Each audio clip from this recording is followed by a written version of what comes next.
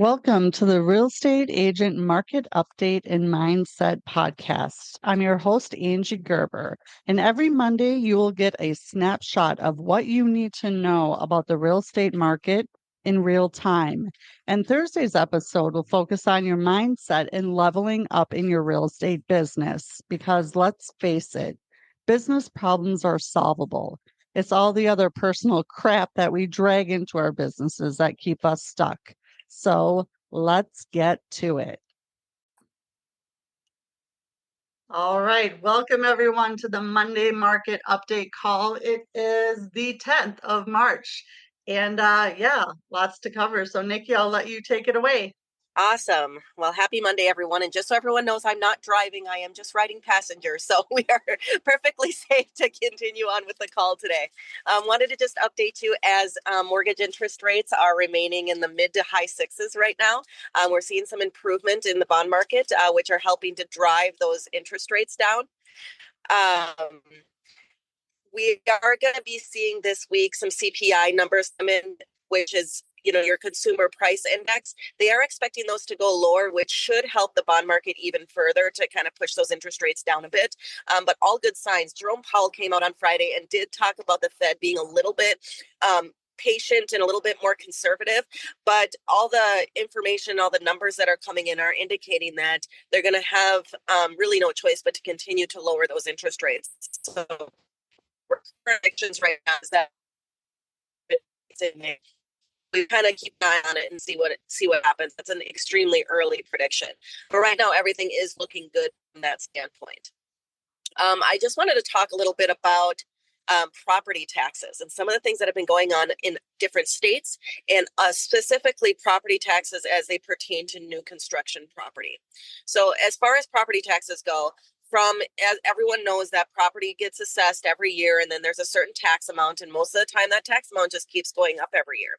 Well, there's a couple of states, one in particular, Florida, that's talking about doing away with property taxes and gathering income for the state in a different manner. So like DeSantis is talking about eliminating property taxes in Florida.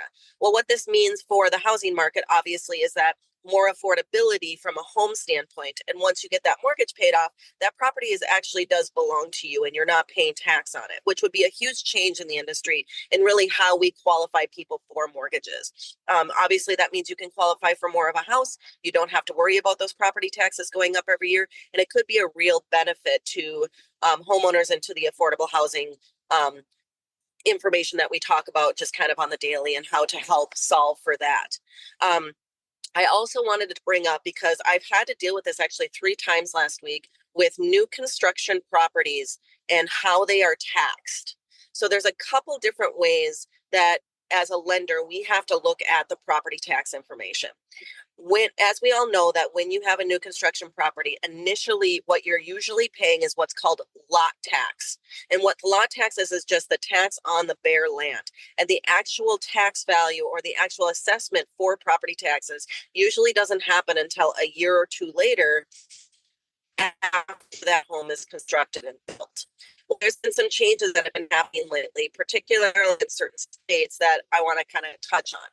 So in the state of Arizona, when you have a property that has lot tax, a lot of times that lot tax is actually $0. Well, us as a lender, we cannot use $0 to qualify you for your property tax. So we have to use what's called the mill rate. And what the mill rate says is it's what the actual tax rate is for a property assessed value. But we all know it does get a little bit complicated because your purchase price isn't going to match your assessed value either. But as a lender, we want to be conservative. So normally what we do is we take the purchase price, we multiply it by the mill rate and divide it out by 12. And what that tells us is what the estimated property taxes are for that property once the full tax takes effect. That's what we use for qualifying the mortgage. Now, when we get to the point where we say, okay, we're ready to close and we want to know what the client's actual payment is going to be, most of the time we can adjust that property tax amount down to the actual amount so that the escrow fund for the property or for the borrower is not overfunded. So for example, let's just say the mill rate came out to $300 a month for property taxes, but the actual lot tax was $50 for the entire year. We would take towards the end of the transaction, we would take that $50 and have that $50 for the year be part of their payment, not the $300 a month. So there are some adjustments that we make. When that lot tax is actually zero, we cannot use the $0 amounts. We have to use something. So we have to do some calculations and talk to the county, and it can get a little bit complicated as far as to what that actual property tax payment will end up being. But most of the time we can drop it down to that lot tax amount and use that for the actual payment. In Minnesota, contrastly, what Minnesota does now is they have, while the home is being built, they will do a unimproved or a estimate of the yearly tax for that property during the time that it's being built. So it goes from lot tax to an interim tax amount to full tax amount. And what we base that payment on is that interim tax amount. So that in between the lot tax and the full tax, we'll use that interim amount for the actual mortgage payment that the client is making.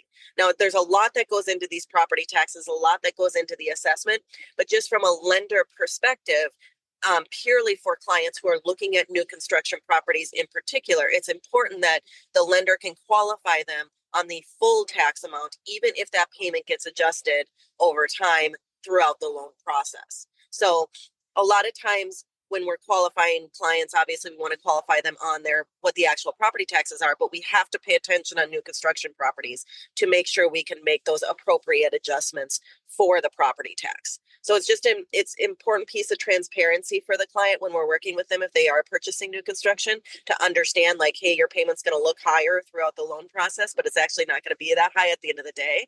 Eventually it will, but just to include that transparency part. And important for realtors to also understand and inform their clients that if they are looking at new construction properties, your payment is going to increase over the first couple of years based on those property taxes alone, and just something for them to keep in mind so they don't overextend themselves at the beginning.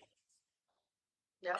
And for the agents listening to the podcast or the replay on YouTube, is it the lender's full responsibility to figure that out, or who should the agent lean on in order to get those numbers and to best understand and present that to the clients? Yeah, so it's the lender's responsibility to understand what the mill rate is and to understand what that qualifying payment needs to look like. And by qualifying payment, I just mean the numbers that we need to use from a debt to income ratio standpoint in order to qualify for the loan, in order to approve that borrower, because we want to make sure that the borrower can continue to make their mortgage payments. So we want to make sure that at the full tax, they'll be able to make those mortgage payments. So that's part of it. The other part of it is we also work with title, because title has information about unimproved taxes. They have information about any special assessments. They'll have information about those property taxes that are important for us to know for qualifying as well. So it's something to lean on title and your lender for when it comes to what those payments are going to look like and any information that the client wants with regard to those. Yeah, absolutely. Another really key point, as they all are, of why who you partner with is very, very important. So, someone like Nikki, it's important that they know these things that sometimes agents might not yet know or lose sight of. So, your partners are a direct extension of your business. So make sure you have great partners all around. So I love that. That's so great. Good. Well, wonderful. Anybody, go ahead. No, I'm good. Oh, perfect. All right. Lex, do you have any questions or anything you want to go over today? All right. Well, everyone, thanks so much. Nikki, appreciate your time. I know you're out traveling, so we'll let you get back to it. As always, Nikki and I are here to help in any way, so feel free to reach out, and we'll see you next time.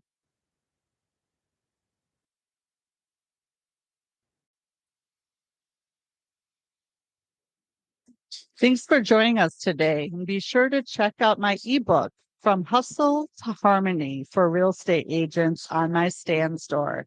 Stan.store/Angie Gerber. And until next time, remember, nothing changes if nothing changes. Now go sell something.